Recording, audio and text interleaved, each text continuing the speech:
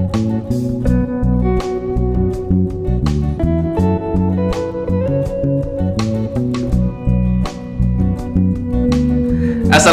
warahmatullahi wabarakatuh. Selamat siang pemirsa podcast SMA N1 Demak dimanapun berada. Pada kesempatan kali ini kita akan ngobrol santai seputar dunia usaha. Dan pada kita ketahui semua bahwa di Indonesia sesuai dengan data Badan Pusat Statistik itu bahwa jumlah pengangguran di Indonesia per Juli itu mencapai 9,10 juta. Nah, pada kesempatan kali ini obrolan kita mendatangkan narasumber yang luar biasa dan di bidang entrepreneur, yaitu dan sekaligus sebagai Ketua Himpunan Pengusaha Muda Indonesia tingkat Jawa Tengah, walaupun belum dilantik katanya. Kita sapa dulu narasumber kita pada kesempatan kali ini. Assalamualaikum warahmatullahi wabarakatuh. Waalaikumsalam warahmatullahi wabarakatuh. Ini serasa kembali ke rumah asal. Betul, iya. Pak, kalau boleh tahu alumni tahun berapa Mas Rudi ini? Saya alumni tahun 2003 lulus, 2000 masuk. 2000 masuk, 2003. Ya. Bedanya apa dulu dengan sekarang? Saya lihat bangunannya udah juga berubah banyak lah ya. Iya. Terus gimana? Tadi masuk ke SMA, ada yang Cukup baik dan saya menyadari ternyata saya sekarang sudah nambah tua. iya. Dulu udah ada podcast ya? Gimana? Udah ada podcast ya? Belum musim. Belum musim. Nah, ini gimana perasaan bisa hadir di podcast SMA 1 Demak ini? Saya terima kasih banyak. Jadi saya nostalgia lah hari ini. Jadi kenangan saya pernah belajar di sini sangat luar biasa.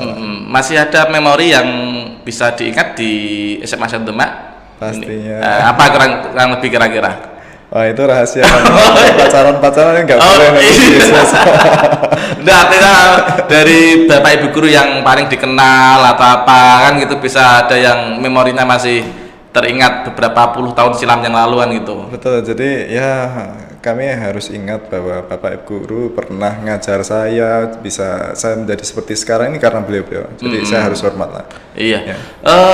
Ini Mas, kita di sini akan ngobrol kaitannya dengan karena Mas Rudi ini juga kemarin dalam waktu beberapa hari yang lalu kan juga terpilih sebagai seorang Ketua Himpunan Pengusaha Muda tingkat Jawa Tengah, dan sebelumnya ternyata juga sudah banyak rentetan tingkat lokal Demak sendiri sudah banyak, termasuk juga saat ini juga diamani sebagai Ketua KONI juga kan gitu. Ya kan?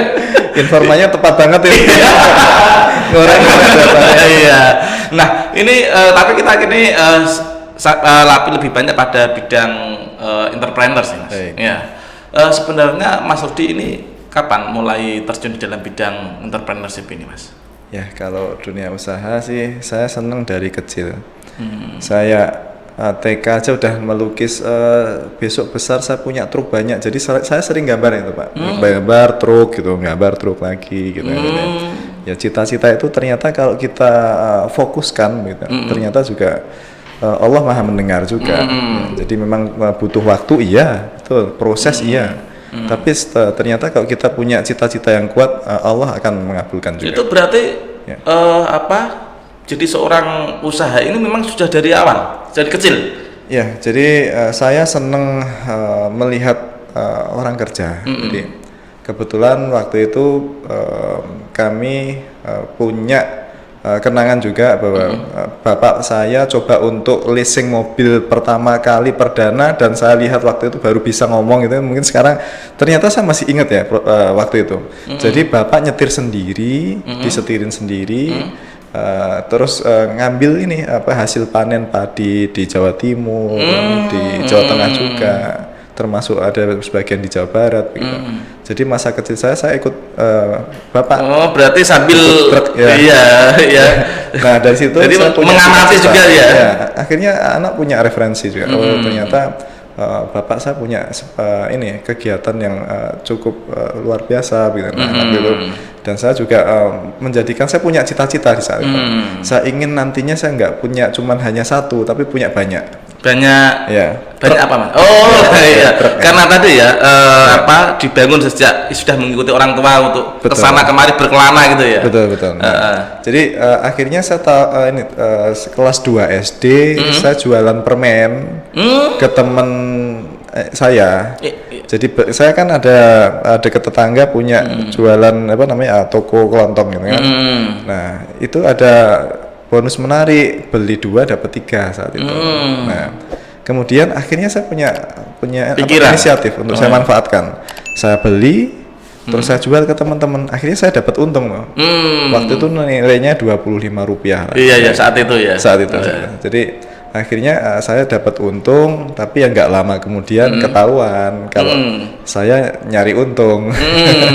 Teman-teman saya bully saya, wah Rudi Bati, Rudi cari untung. Kalau sekarang dibully lah. Benar ya, nggak kuat juga, rontok langsung. Tapi saya yakin bahwa itu adalah hal yang baik. Apa yang salah, wong saya nggak nyuri gitu kan. Saya nggak nyuri, saya nggak ngerugiin orang. Kalau mau beli silahkan, kalau nggak ya nggak masalah gitu. Terus berlanjut, saya SMP juga saya jualan burung merpati. SMP kebetulan saya sebelah nih SMP 1. SMP 1 saya jualan burung merpati. Sepulang sekolah saya ambil dari Kali Kondang ada, terus dari Cabean waktu itu juga saya ambil juga, dapat untung sekitar Rp5.000 per satu sesi jualan gitu saat itu. Jadi menurut saya adalah itu hal yang buat saya bisa bangga bahwa saya punya pendapatan dari tangan saya sendiri. Ini yang waktu itu orang tua saya nggak tahu.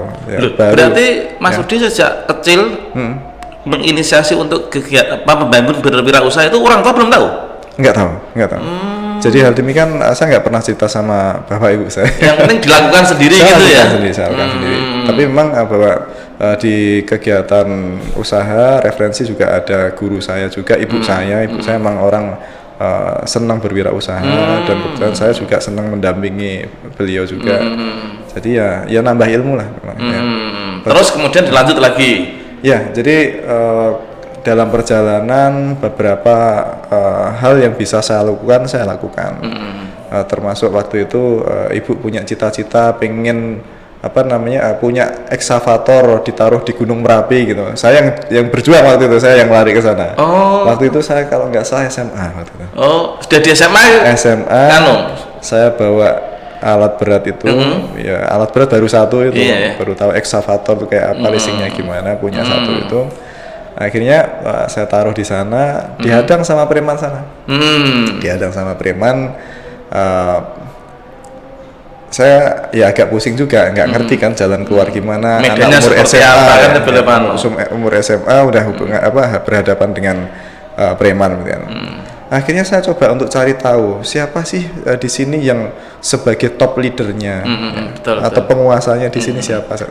Pengusaha wilayah. Ya, penguasa wilayah, tapi pengusaha, bukan penguasa yang jahat. Nah, saya coba untuk mencari sosok beliau ini. Saya cari tahu rumahnya mana, ternyata nggak ada di rumah, tapi justru beliau punya base camp di Gunung Merapi, tepatnya di Jurang Jeru waktu itu. Nah, beliau stay di sana, saya temuin di sana. Akhirnya saya permisi, Bapak mohon maaf saya anak Demak, anak yang baru latihan kerja, saya bilang gitu. Saya ingin bisa numpang nyari rezeki di sini lah. Gitu ya. Akhirnya ngobrol, ternyata orangnya ada rasa iba ke saya. Itu yang punya perkasa waktu itu. Nah, ada rasa iba, akhirnya saya dikasih tahu lah clue-cluenya bahwa mereka dirangkul aja. Bikin mereka jadi temenmu. Ya. Coba untuk dekati, rayu dan ajak kerjasama.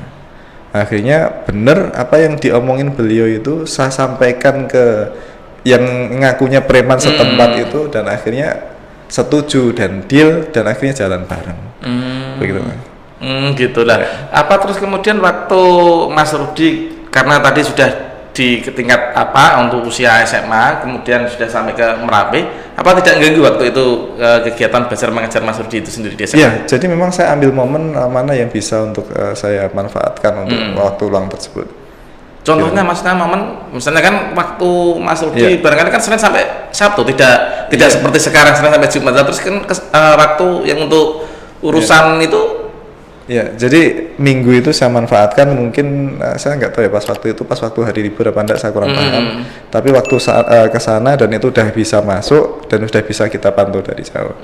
Gitu. Ya. Jadi mulai sudah terus kemudian setelah SMA ini apa juga melanjutkan bisnisnya, atau juga orang tua sudah melanjutkan lagi kuliah dan seterusnya, itu bagaimana? Ya, sebagai umumnya siswa yang udah lulus ya daftar ke mahasiswa. Oh, gitu. Tapi tetap usaha tetap jalan. Ya, ibarat kata bahwa saya harus belajar dari dini. Nah, ini yang terpenting bagi saya. Karena bagi saya ilmu ini memang harus didapat dari perjalanan.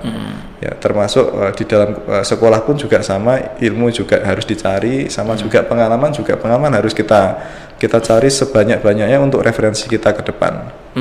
Ya, kalau umpama kita nggak berhubungan dengan orang lain, kita nggak komunikatif, apa yang terjadi? Kita nggak punya ilmu dong, dan mungkin kita punya cita-cita yang hanya kecil aja. Nah, ini kalau bagi saya secara pribadi, ini boleh orang lain beda ya. Iya. Kalau saya pribadi menilai bahwa jika memang kita ini tidak komunikatif, yang bisa hidup di Indonesia ini kan sebenarnya kita harus bersyukur.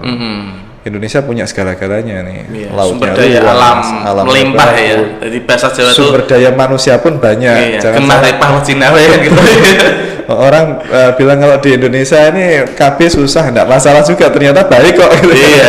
Artinya dengan banyaknya sumber daya manusia, investor pun ternyata juga banyak datang ke kita sekarang. Nah, ini adalah satu kelebihan kita. Seperti Jepang yang dulu memperbolehkan hanya punya anak satu di negaranya, sekarang pusing untuk cari regenerasi kader ya.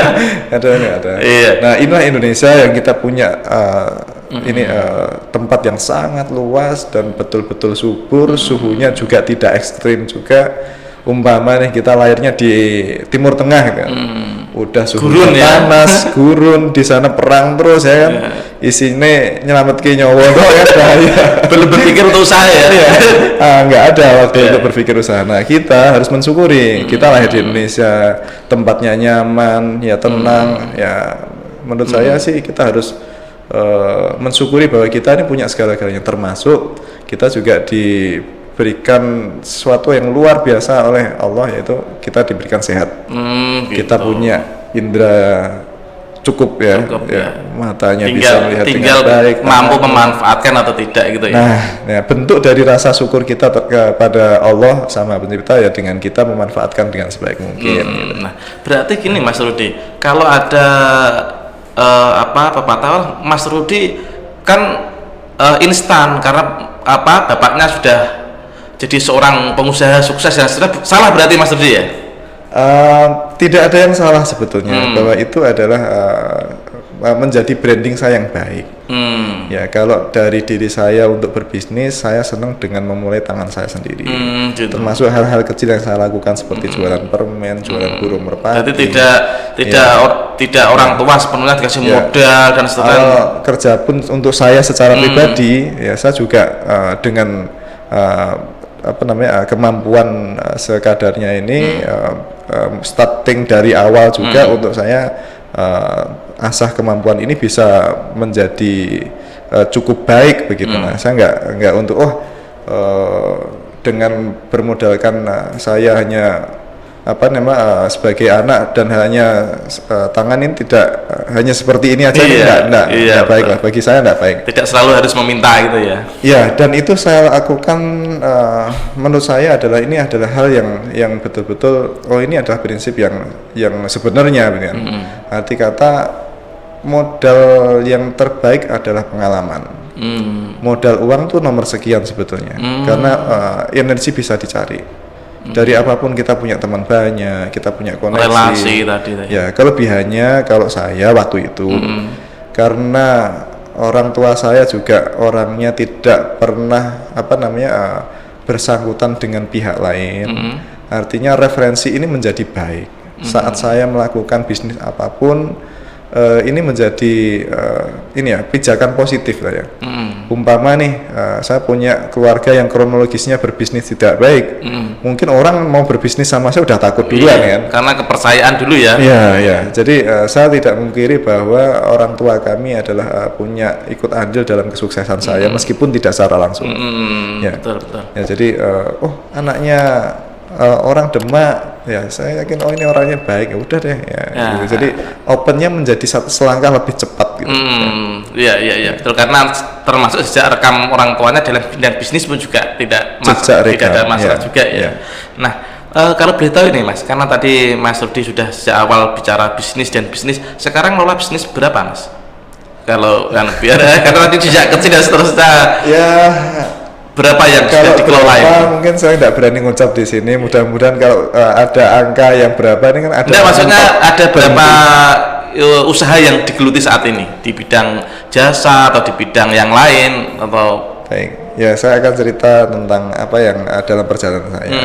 Saya transportasi saya jalankan, terus di rice mill jalankan, terus di pupuk ya kita jalankan, pestisida kita jalankan, beton ready mix, termasuk stone crusher sama truk-truknya, dump truknya ya kita laksanakan di situ juga.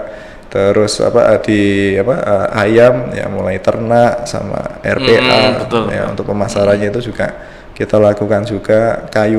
Pabrik kayu juga saya jalankan juga. Jadi apa yang ada dalam perjalanan saya selagi ini ilmu ini baik, saya pikir bahwa ini adalah hal yang bisa membuat saya dan mungkin anak saya juga akan melihat juga perjalanan saya bahwa oh ternyata bapak ini kreatif. Nah ini harapannya adalah perjalanan saya tidak berhenti bukan karena saya ini istilahnya kemaruk apa kabeh dia ya, bukan hal negatif ya. Saya hanya menunjukkan bahwa apapun yang ada di Indonesia ini potensi, apapun itu. Ya, jadi setelah saya jalankan ternyata juga sesuai dengan apa yang saya cita-citakan. Ya. Berarti tidak salah dan tidak tepat untuk tidak salah dan tepat untuk jadi ketua HIPMI Jawa Tengah. Bahkan bisa jadi ketua HIPMI nasional nanti. Ada amin. Kalau boleh tahu Mas Rudi, berapa karyawan yang dimiliki Mas Rudi saat ini? Aduh, jumlah sih saya jarang menghitung, tapi ya satu titik ada yang 200, ada yang 300, ada yang 50, ada yang 150, beda-beda ya. Ini tadi kalau saya tanya omsetnya berapa per bulan, rahasia dapur ya, tidak bisa di. Ini podcast ngobrol pribadi nggak?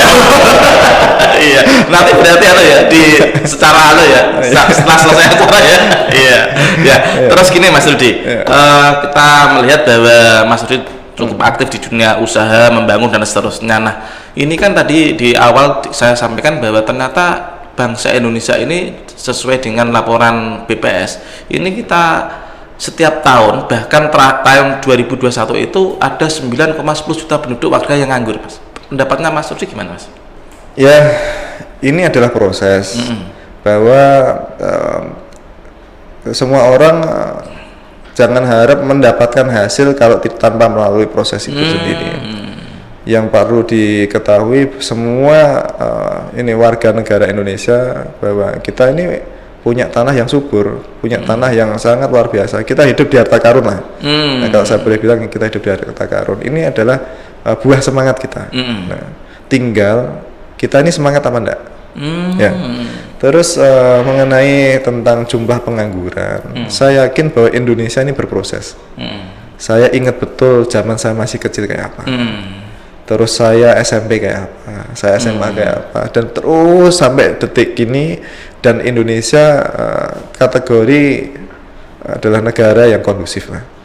Ya, meskipun ya ada dinamika sedikit lah. Dina sama Mika ketemu jadi kayak gitu ya. Wajar lah, masuk jalan-jalan yang wajar ya.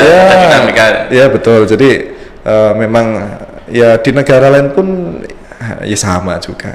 Bisa jadi pada negara lain lebih ekstrim ya, seperti tadi yang sampaikan Timur Tengah.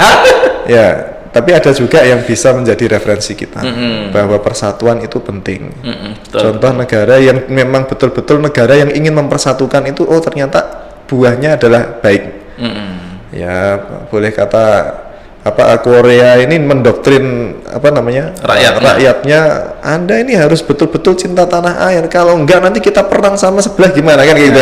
Doktrinnya demikian, harus wamil wajib militer gitu kan. Orang persiapan nanti umpama perang simulasinya kayak gimana, sampai kayak gitu tuh warga sana. Nah kita kan nggak sampai segitu kan. Nah itu menjadikan bahwa semangatnya luar biasa. Kita ingat bahwa sekian puluh tahun yang lalu Korea bikin produk juga nggak bagus juga. Betul.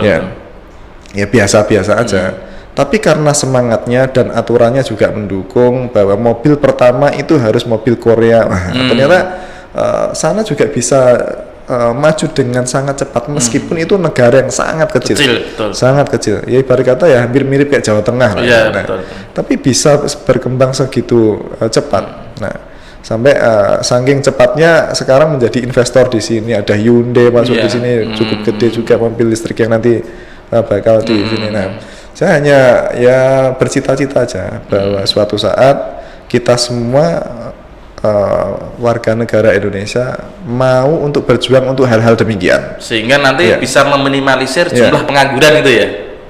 Baiknya begitu. Nah, motivasi saya bikin lapangan kerja bukan saya kemaruk, bukan itu aja. Betul. Tapi setiap kali saya bikin lapangan usaha, di situ ada orang yang bekerja, di situ ada orang yang mendapatkan ilmu, tidak hanya sekedar dapat uang aja. Nah, kan dapat ilmu juga tuh. Pengalaman pengalaman. Oh, ternyata bekerja giat mendapatkan seperti ini. Oh, nanti ada bonusnya. Gitu. Ini kan contoh aja gitu. Oh, berarti kalau disiplin ini nanti akan baik secara tim. Ini kan timbul juga. Oh, ternyata rasa kekeluarganya harus ada dulu. Persatuan juga. Persatuannya di situ kan ada kan. Ya, itu secara tidak langsung itu edukasi juga terhadap karyawan kan. Termasuk saya sampaikan juga. Ini ibarat Anda juga di rumah Anda juga. Rumah Anda perlu harmonis kan. Sama juga di lingkungan kerja juga sama. Jika lingkungan kerja ini nyaman, satu tim menjadi teamwork, jangan saling mensupport, ini akan kita frekuensinya sama untuk mencapai tujuan akan jauh lebih cepat. Nah, kalau di rumah tangga juga gitu, umpama suami sama istrinya rukun kan enak tuh. Satu frekuensi. Sama anaknya juga baik, bisa ngajarin. Kakak sama adiknya baru mau berantem udah diingetin orang tuanya. Ini kan jadi rumah ini menjadi adem lah, enak. Lebih harmonis kan gitu. Lebih harmonis. Sehingga untuk menginginkan sesuatu lebih mudah kan gitu. Nah, hal-hal demikian yang istilah kata kalau umpama orang ini sudah terlanjur kalut ya, nggak punya lapangan pekerjaan, bingung dan nggak bisa ngapa-ngapain, nah ini adalah salah besar.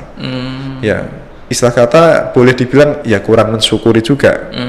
Ya, kita udah dikasih modal sehat kok. Ya, kalau nggak bisa berjuang sendiri menjadi entrepreneur atau menjadi seorang usahawan, ya jadi karyawan nggak apa-apa, atau jadi apapun yang disukai.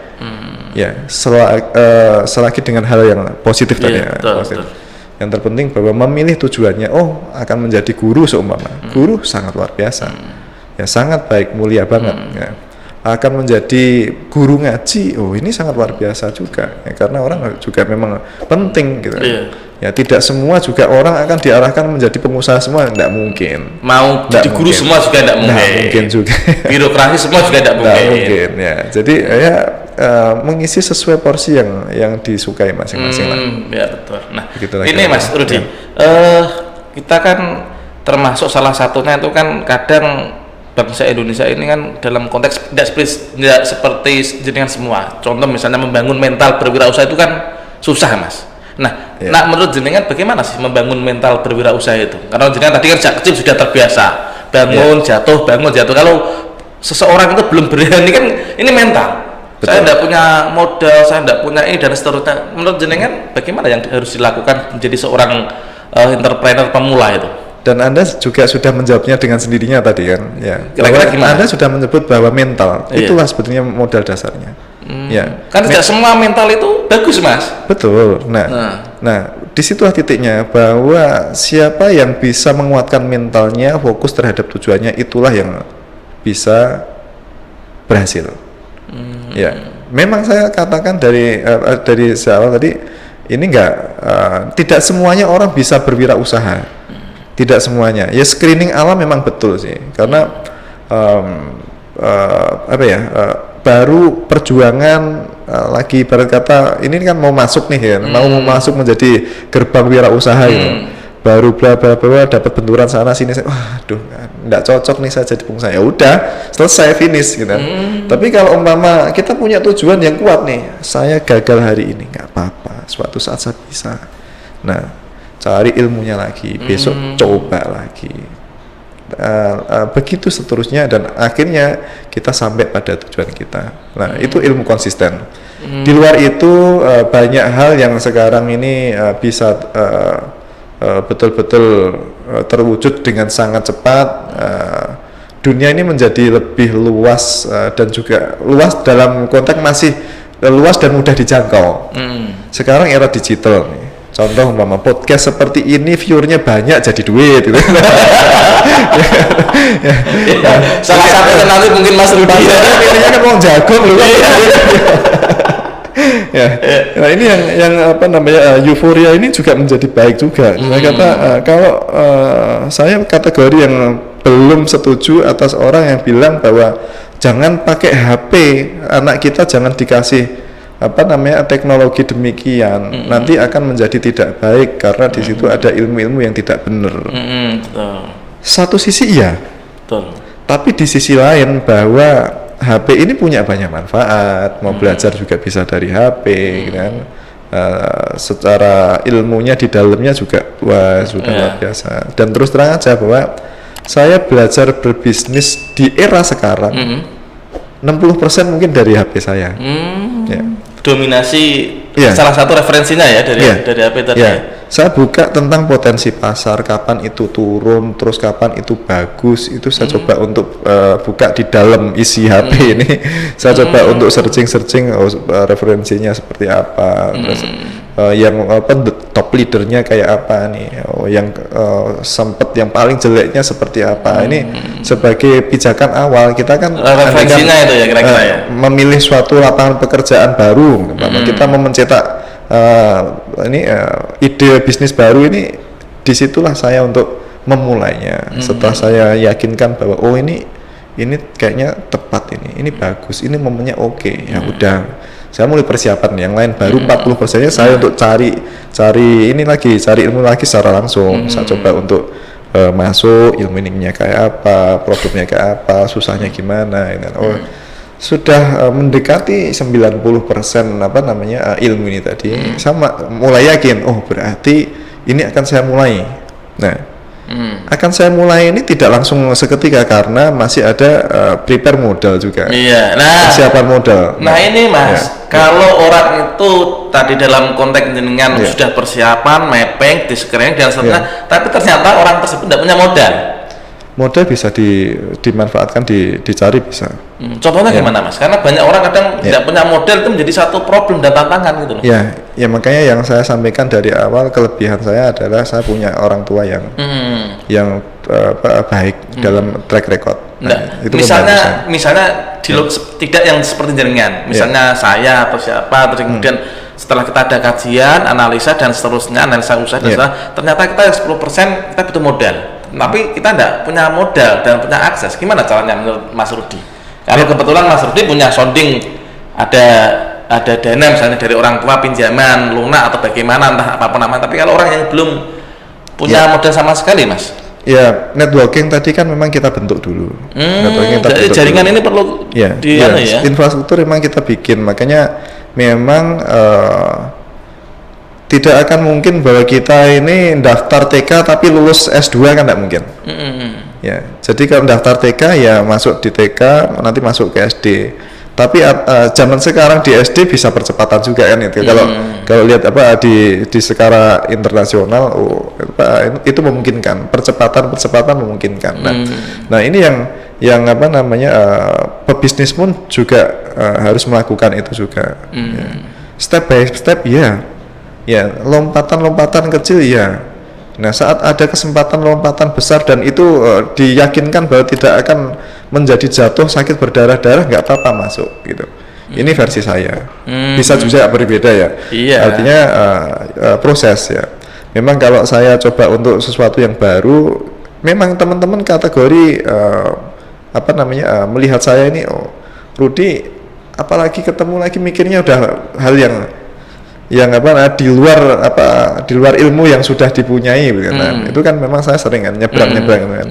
Contoh yang terakhir seperti kayak pabrik kayu gitu. Sebelumnya ayam kan yang saya nggak ngerti itu ilmunya gimana, tapi kan saya juga cari tahu gimana cari pengalamannya seperti apa gitu ya. Ya karena waktu itu ketum Bahlil Oh iya, Pak. Ketum Bahlil ngundang kami untuk ketemu sama investor Shandong Cina. Yang sekarang Menteri Investasi gitu ya? Ya, Menteri Investasi. Waktu itu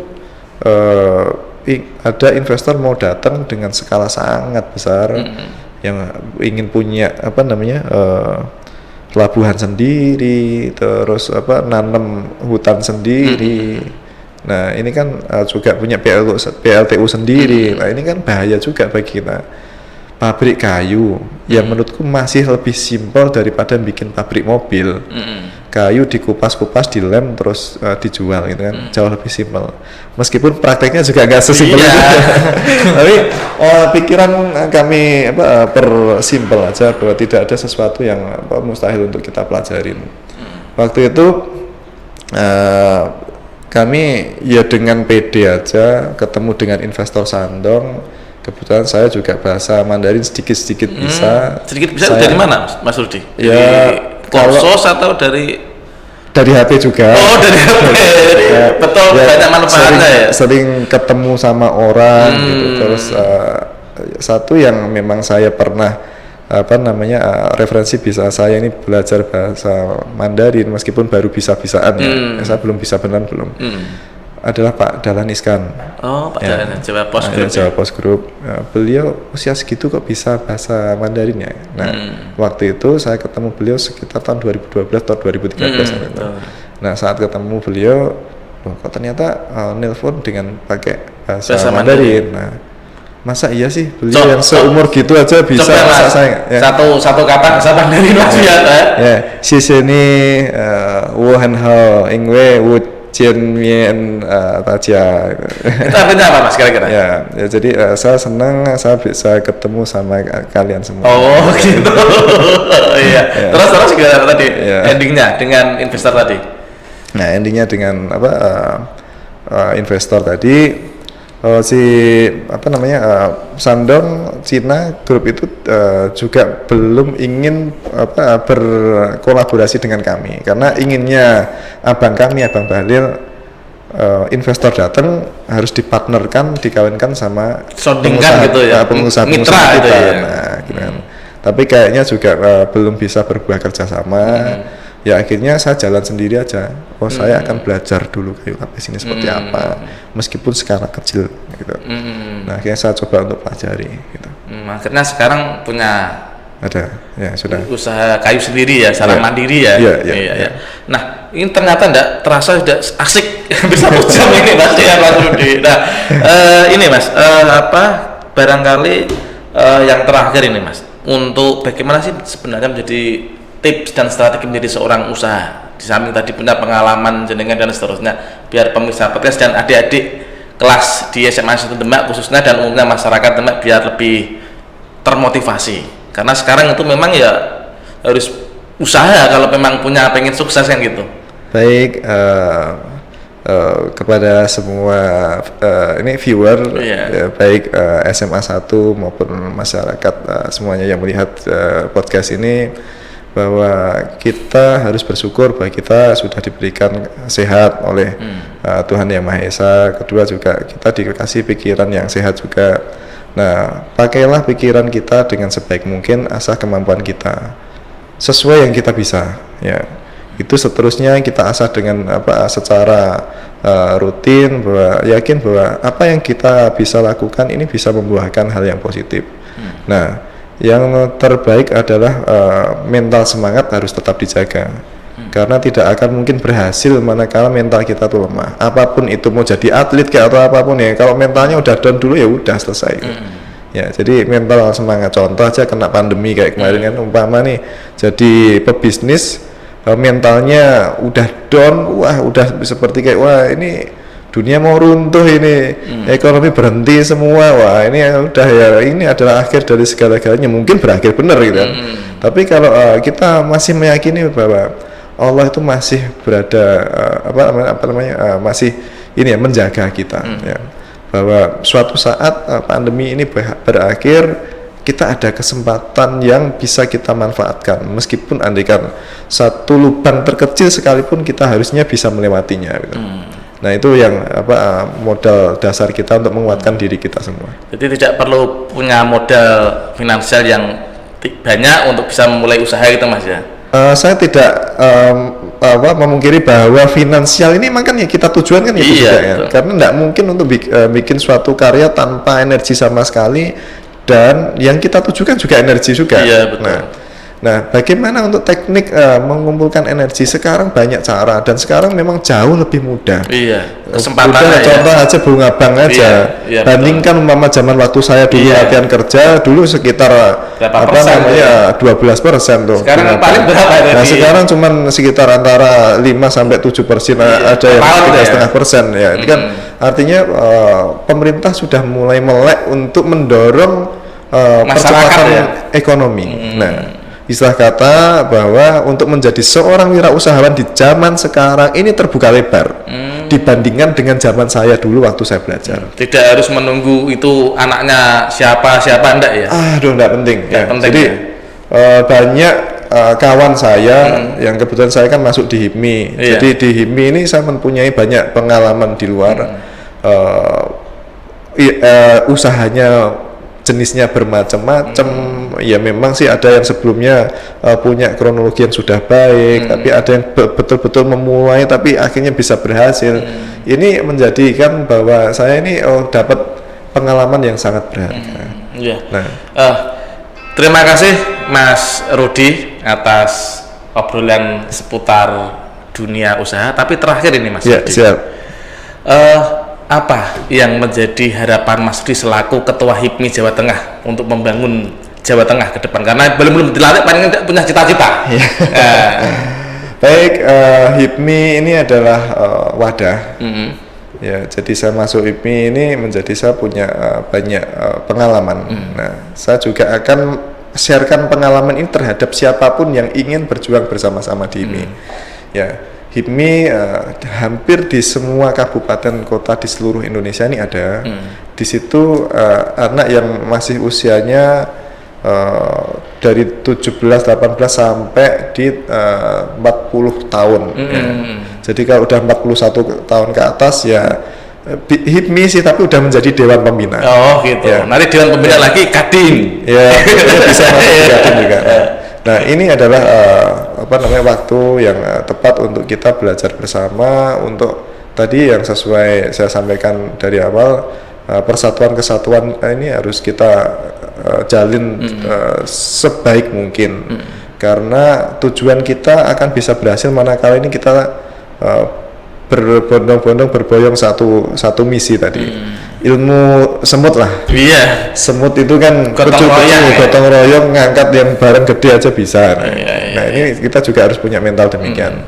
Nah, wadah ini untuk menampung semua cita-cita para pengusaha muda di Jawa Tengah, termasuk Indonesia. Nah, dari wadah inilah nanti kita perjuangkan bersama-sama. Dari HIPMI kita bisa menyampaikan ke pemerintah. Dari HIPMI kita bisa menyampaikan ke stakeholder. Dari HIPMI kita bisa menyemangati adik-adik yang nanti akan meregenerasi kita untuk membangun wirausaha tadi ya. Betul. Nah, jadi getok tular ini, hal-hal yang baik ini harus kita rawat bersama-sama agar HIPMI dan semua orang yang ada di dalamnya punya cita-cita yang baik, bisa memajukan Indonesia. Iya. Terakhir lagi Mas, Mas Rudi dari sisi apapun untuk sementara sudah tercukupi. Ada enggak pikiran untuk masuk ke terjun ke dunia politik? Saya sampaikan saya tidak ingin berpolitik. Ya, karena sudah banyak kawan yang di sana. Tapi saya juga tidak akan jauh dari politik karena semua yang berpolitik adalah kawan-kawan saya. Oh gitu. Iya. Termasuk abang kami, menteri-menteri kawan kami juga. Termasuk abang Sandiaga Uno, abang Bahlil ya. Ya, abang Bahlil, abang Erick Thohir, abang Lutfi, itu kan semua dari HIPMI, dan banyak juga bukan hanya dari menteri-menteri juga, presiden pun juga beliau juga dari HIPMI juga. Terus dari DPR baik di kabupaten kota maupun provinsi nasional juga banyak dari kader HIPMI. Kita kata bahwa jejaring ini sangat baik. Nah, harapannya frekuensi memang betul-betul sama terus, bahwa pentingkan rasa persatuan kesatuan untuk tujuan Indonesia menjadi lebih baik. Nggak penting untuk per masing-masing ambisi tujuan pribadi, ini tidak saatnya lagi gitu. Gitu. Ya, karena kalau umpama kita dengan pakai ego yang didahulukan, tidak akan bisa cita-cita yang lebih besar ini tidak akan bisa tercapai. Oke. Terima kasih Mas Sama-sama. Rudi. Satu kata Mas Rudi, podcast SMA Satu Demak. Untuk yang sama-sama. Iya, podcastnya. Apa ya? Ya, maju terus, SMA 1 jaya selalu, sukses selalu. Oke. Memberikan manfaat untuk semua. Oke, terima kasih Mas Rudi atas kehadiran di podcast SMA Satu Demak. Terima kasih. Demikian pemirsa podcast SMA Satu Demak, obrolan santai Bapak, kita. mohon maaf, saya boleh menyampaikan tagline dari HIPMI. Oh, silakan. HIPMI ini ada tagline. Iya, silakan. Sudah diuri-uri dari dulu. Iya. Itu pengusaha pejuang pengusaha. Oke, mantap. Iya. Ya, jadi kami senantiasa mengingat bahwa hal-hal yang kita lakukan ini adalah untuk perjuangan. Jadi HIPMI pengusaha pejuang pengusaha. Oke, luar biasa HIPMI Jawa Tengah. Mudah-mudahan HIPMI Jawa Tengah di bawah Mas Rudi bisa menciptakan lapangan-lapangan pekerjaan. Siap. Ya. Demikian pemirsa podcast SMA Satu Demak, obrolan santai bersama Ketua Himpunan Pengusaha Muda Jawa Tengah, Mas Rudi. Dan sekaligus juga beliau di Demak juga diamani sebagai Ketua Komite Olahraga Nasional. Mudah-mudahan saling bersinergis bersama. Jangan lupa tetap jaga kesehatan, protokol kesehatan, dan jangan lupa juga like, komen, dan subscribe di channel SMA Satu Demak. Akhirul kata, wawul muwaffiq ila aqwamit thoriq. Wassalamualaikum warahmatullahi wabarakatuh. Waalaikumsalam.